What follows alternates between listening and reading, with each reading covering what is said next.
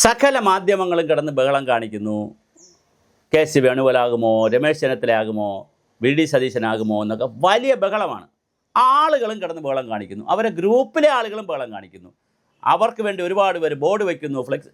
ആരും ഒരു ബഹളം കാണിക്കേണ്ടെന്നേ. കോൺഗ്രസിൻ്റെ രീതി ഇങ്ങനെ തന്നെയാണ് എന്ന് പറഞ്ഞാൽ തല്ലെന്നല്ല എൻ്റെ അർത്ഥം. കോൺഗ്രസിൻ്റെ രീതി എന്താ? ഇന്ത്യയിൽ ഏതെങ്കിലും ഒരു സംസ്ഥാനത്ത് ഒരു ഭരണം കിട്ടിയാൽ അവിടത്തേക്ക് 2 നിരീക്ഷകരെ അയക്കും. ഇവിടെ നിന്ന് രമേശ് ചെന്നിത്തല മഹാരാഷ്ട്ര നിരീക്ഷകനായിട്ട് പോയില്ലേ? ഇവിടെ നിന്ന് എത്രയോ ആളുകൾ കൊടിക്കുന്നിൽ സുരേഷ് നിരീക്ഷകനായിട്ട് പോയില്ലേ? ഇവിടെ പിന്നെ കെ സി വേണുഗോപാൽ നേരത്തെ നിരീക്ഷകനായിട്ട് പോയില്ലേ? എത്രയോ ആളുകൾ ഉമ്മൻചാണ്ടി നിരീക്ഷകനായിട്ട് പോയില്ലേ? അങ്ങനെ 1-2 പേര് നിരീക്ഷകരായിരിക്കും. പിന്നെ അവിടെ ഒരാളിന് ചുമതല ഉണ്ടായിരിക്കും. ഇപ്പോൾ ദീപാദാസ് മുൻഷിക്ക് ഇവിടെ ദീപാദാസിന് ചുമതല ഉള്ളതുപോലെ ഒരാളിന് ചുമതല കാണും AICC നിന്ന്. അപ്പോൾ AICC എന്നൊരു സെക്രട്ടറിക്ക് ചുമതല കാണും. 1-2 നിരീക്ഷകരെ അയക്കും. അവർ MLA-മാരെ ഒറ്റയ്ക്കും കൂട്ടായിട്ടും കാണും. അവർ ഘടകകക്ഷികളെ കാണും. അവർ മുതിർന്ന നേതാക്കളുണ്ടെങ്കിൽ അവരെ കാണും. ഇപ്പോൾ A.K. ആൻ്റണി ആയിട്ടൊക്കെ ഇന്നലെ ചർച്ച ചെയ്തല്ലോ. അവരെ കണ്ടിട്ട് ഒരു ലിസ്റ്റ് തയ്യാറാക്കും. ആ ലിസ്റ്റുമായിട്ട് ഡൽഹിക്ക് പോകും. ഡൽഹിയിലും ചില ചർച്ചകൾ നടക്കും. ഇങ്ങനെ ഒരു പ്രോസസ്സുണ്ട് കോൺഗ്രസിനെ സംബന്ധിച്ചിടത്തോളം. ഒരു 3-4 ദിവസത്തെ പ്രോസസ്സുണ്ട്. അതിന് നമ്മൾ സമയം കൊടുക്കണം. പക്ഷേ ആ പ്രോസസ്സ് നടത്തുമ്പോഴിടയിൽ പിന്നെ വരുന്ന ചില വാർത്തകൾ കൂടി നമുക്ക് 2003 ശേഷം കോൺഗ്രസിൽ അധികാരത്തിൽ വന്നിട്ടേ ഇല്ലാത്ത മധ്യപ്രദേശിൽ 15 വർഷങ്ങൾക്ക് ശേഷം ജ്യോതിരാദിത്യ സിന്ധ്യ എന്ന യുവനേതാവിനെ കോൺഗ്രസ് മുന്നിൽ നിന്ന് നയിക്കുന്നു. കൃത്യമായ പ്ലാനിംഗ് നടത്തി, പ്രചരണം നടത്തി. 15 വർഷത്തിന് ശേഷം ജ്യോതിരാദിത്യ സിന്ധ്യ മധ്യപ്രദേശിൽ അധികാരം കൊണ്ടുവരുന്നു. പക്ഷേ മുഖ്യമന്ത്രി കസേരയുടെ മുന്നിലേക്ക് ഡൽഹിയിലേക്ക് കാര്യങ്ങൾ ചെന്നപ്പോൾ അത് കമൽനാഥിലേക്ക് മാറി. അങ്ങനെ ചില ചരിത്രങ്ങളുണ്ട് ഇവിടെ. അതുപോലെ തന്നെ മധ്യപ്രദേശിൽ അധികാരത്തിൽ വന്നിട്ട് അതിനുശേഷം പക്ഷേ പിന്നെ മധ്യപ്രദേശത്തിൽ അധികാരത്തിൽ വരാൻ പറ്റിയിട്ടില്ല. ജ്യോതിരാദിത്യ സിന്ധ്യയെ മാറ്റിയതിന് ശേഷം കമൽനാഥ് അധികാരത്തിൽ വന്നതിന് ശേഷം അവിടുത്തെ ഗ്രൂപ്പ് രാഷ്ട്രീയം വല്ലാതെ വശംപിരി കൊണ്ടതിൻ്റെ ഭാഗമായി പിന്നെ അവർക്ക് അധികാരത്തിൽ വരാൻ കഴിഞ്ഞിട്ടില്ല. കഴിഞ്ഞ ലോക്സഭാ തെരഞ്ഞെടുപ്പിൽ മധ്യപ്രദേശിൽ നിന്ന് കോൺഗ്രസിന് കിട്ടിയത് 0 സീറ്റാണ്.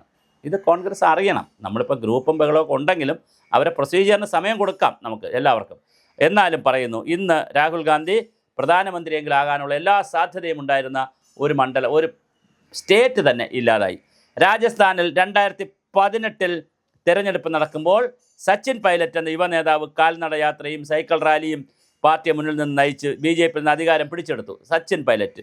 പക്ഷേ മുഖ്യമന്ത്രി കസേര വന്നപ്പോഴേക്ക് ഡൽഹിയിൽ നിന്ന് അശോക് ഗെഹ്ലോട്ട് മുഖ്യമന്ത്രിയായി.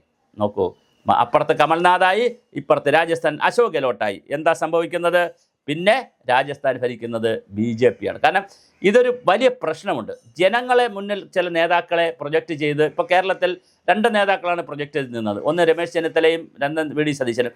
അതിലേറ്റവും കൂടുതൽ പ്രൊജക്റ്റ് ചെയ്ത് നിന്നത് വി ഡി സതീശനാണ്. അപ്പോൾ അങ്ങനെ പ്രൊജക്റ്റ് ചെയ്ത് നിൽക്കുകയും പിന്നെ ജയിച്ചതിന് ശേഷം മറ്റ് ആളുകൾ വരികയും ചെയ്യുമ്പോഴുണ്ടാകുന്നൊരു ചില പ്രശ്നങ്ങളുണ്ട്. നമ്മളിപ്പോൾ കോൺഗ്രസിന് ആരോപണം തീരുമാനിക്കാൻ കേട്ടോ, പക്ഷേ നമ്മൾ അഭിപ്രായം പറഞ്ഞതാണ്. 4 കോൺഗ്രസ് മുഖ്യമന്ത്രി വന്നതിന് ശേഷം കർണാടകത്തിൽ തിരഞ്ഞെടുപ്പ് നടക്കുന്നു. ഇതുപോലെ 2020 KPCC പ്രസിഡന്റായ സ്ഥാനമേറ്റെടുത്ത TK ശിവകുമാർ എന്ന ക്രൗഡ് പുള്ളറും തന്ത്രജ്ഞനുമായ നേതാവ് മുന്നിൽ നിന്ന് നയിച്ചു. കോൺഗ്രസ് ഒറ്റയ്ക്ക് ഭൂരിപക്ഷം നേടി. പക്ഷേ അവിടെ വന്നത് സിദ്ധരാമയ്യ. അപ്പോൾ അരിയാട്ടാൻ ഒരാൾ, ദോശ ചുടാൻ ഒരാൾ, ദോശ കഴിക്കാൻ മറ്റൊരാൾ, വെള്ളം കോരാനും വിറക് വെട്ടാനും ഒരാൾ, അതിൻ്റെ ഫലം കിട്ടാൻ മറ്റൊരാൾ. ഇതൊരു കഴിഞ്ഞ ലോക്സഭ രാഹുൽ ഗാന്ധി പ്രതീക്ഷ സീറ്റിൻ്റെ പകുതി പോലും കർണാടകത്തിൽ നിന്ന് ലഭിക്കാതെ 2000-ന് ശേഷം കേരളത്തിൽ 4 മന്ത്രിസഭ വന്നു. 3 LDF, 1 UDF. ചരിത്രത്തിൽ ആദ്യമായി 21-ൽ ഭരണ തുടർച്ച കൂടി കിട്ടിയതോടെ പിന്നെ തിരിച്ചു വരില്ല എന്ന് തോന്നിപ്പിച്ച കോൺഗ്രസിനെ വലിയ അധ്വാനത്തിലൂടെയാണ് കേരളത്തിലെ നേതാക്കൾ, പ്രത്യേകിച്ച് വി ഡി സതീശനും രമേശ് ചെന്നിത്തല, ഇവിടുത്തെ സംഘം നേതാക്കളിൽ നിന്ന് വലിയ തോതിലാണ് ഇവിടെ എന്ത് കൊണ്ടുവന്നത്? ഒരു ഭരണമാറ്റം കൊണ്ടുവന്നത്. എന്നാൽ അത് ചരിത്രത്തിൽ ഇതെല്ലാം നമ്മൾ തിരിച്ചറിയണം, ചരിത്രം വായിക്കണം. അടുത്ത തവണയും UDF അധികാരത്തിൽ വരണമെങ്കിൽ ഇത്തവണ വന്നതിൻ്റെ ഈ ചൂട് കളയരുത്. വീണ്ടും തുടർന്ന് വരണമെങ്കിൽ, തുടർ ഭരണം മോശമാണെന്ന് പറഞ്ഞിട്ടാണ് പിന്നെ LDF ഇറക്കിയിട്ട് UDF വന്നത്. അതുകൊണ്ട് തുടർ ഭരണം വീണ്ടും കയറി ചോദിക്കുന്നത് ശരിയാണ്. പക്ഷേ ഒരു പ്രാവശ്യം കൂടെ ചോദിക്കാം, 10 വർഷത്തെ ചോദിക്കാം. 10 വർഷം കഴിഞ്ഞിട്ട് നമുക്ക് തുടർ ഭരണത്തെ മോശമാണെന്ന് പറയാം. പക്ഷേ എന്തായാലും വളരെ പ്രധാനപ്പെട്ട ഒരു കാര്യമാണ്. കോൺഗ്രസിൽ നടപടിക്രമം നടക്കട്ടെ. പക്ഷേ ഞാനീ പറഞ്ഞ അശോക് ഗെഹ്ലോട്ടിൻ്റെ കാര്യമായാലും, കമൽനാഥിൻ്റെ കാര്യമായാലും, സച്ചിൻ പൈലറ്റിൻ്റെ കാര്യമായാലും, ജ്യോതിരാദിത്യ സിന്ധ്യയുടെ കാര്യമായാലും, DK ശിവകുമാറിൻ്റെ കാര്യമായാലും, സിദ്ധരാമയ്യയുടെ കാര്യമായാലും, ഇന്ത്യയിൽ കോൺഗ്രസ് കുറേ കൂടി പക്വതയോടുകൂടി, കുറേ കൂടി യുക്തിഭദ്രമായി കാര്യങ്ങൾ തീരുമാനിക്കണം. ഒരു സ്റ്റേറ്റിൽ നിന്ന് MLA-മാർ പറയുന്നത് കേട്ടിട്ടോ അല്ലെങ്കിൽ തലയെണ്ണം എടുത്തിട്ടോ അല്ലെങ്കിൽ ഏതെങ്കിലും നേതാക്കൾ പറയുന്ന കേട്ടിട്ടോ ഘടകകക്ഷികൾ പറയുന്ന മാത്രമോ കേട്ടിട്ട് ചെയ്യരുത്. മറ്റൊരു തരത്തിലുള്ള ഒരു രീതി കൂടി എടുക്കണം. അതിപ്പോൾ വന്നിരിക്കുന്ന 2 നേതാക്കളാണ് വന്നിരിക്കുന്നത്, 2 ഒബ്സർവർമാരാണ്. 2 ഒബ്സർവർമാരും ദീപാദാസിനും വലിയ പങ്കുണ്ടായിരിക്കും. പ്രത്യേകിച്ച് AK ആൻ്റണിക്കുമൊക്കെ വലിയ റോൾ ഉണ്ടായിരിക്കും ആര് മുഖ്യമന്ത്രി ആവണമെന്നുള്ളത്. പക്ഷെ അത് പറയുമ്പോൾ വളരെ കൃത്യമായ കാൽക്കുലേഷൻ, അല്ലെങ്കിൽ കേരളത്തിലെ ജനങ്ങൾ ജയിപ്പിച്ച ജനങ്ങളെ പുച്ഛിക്കരുത്, അവരെ മുഖത്ത് നോക്കി ഇളിച്ചു കാണിക്കരുത്. ഇത് കൃത്യമായി UDF അധികാരത്തിൽ കൊണ്ടുവന്നതിൽ LDFിലുള്ള ഒരുപാട് പേർക്ക് പങ്കുണ്ട്. ഇടതുപക്ഷത്തിലെ ഒരുപാട് ആളുകൾ കൂടി വോട്ട് ചെയ്തതിന് ശേഷമാണ് UDF അധികാരത്തിൽ വന്നിരിക്കുന്നത്. അവരെ എല്ലാവരെയും മോശപ്പെടുത്തുന്ന രീതിയിൽ, പിണക്കുന്ന രീതിയിൽ, അവർക്ക് കൂടി മടുപ്പുണ്ടാക്കുന്ന രീതിയിലുള്ള ഒരു നീട്ടിക്കൊണ്ട് പോകലും ഉണ്ടാകരുത്. ഒരുപാട് ദിവസം നീട്ടിക്കൊണ്ട് പോകരുത്. ഇന്ന് വ്യാഴാഴ്ചയാണ്, വെള്ളി ശനി, ഈ ആഴ്ച കൊണ്ട് കൃത്യമായി കോൺഗ്രസിലെ കാര്യങ്ങൾ മുഖ്യമന്ത്രി തീരുമാനിക്കണം. പിന്നെ മറ്റൊരു കാര്യം കേൾക്കുന്നത്, മുഖ്യമന്ത്രിയെ തീരുമാനിച്ച് ഘടകകക്ഷികളുടെ മന്ത്രിമാരും സത്യപ്രതിജ്ഞ ചെയ്യും, ബാക്കി മന്ത്രിമാർ പിന്നെ സത്യപ്രതിജ്ഞ ചെയ്യാം എന്നൊരു കാര്യം കേൾക്കുന്നതായിട്ടും അതിൽ രാഹുൽ ഗാന്ധിക്ക് ഉൾപ്പെടെ പുതിയ മന്ത്രിമാരെ സംബന്ധിച്ച് അഭിപ്രായമുണ്ടെന്നൊക്കെ കേൾക്കുന്നു.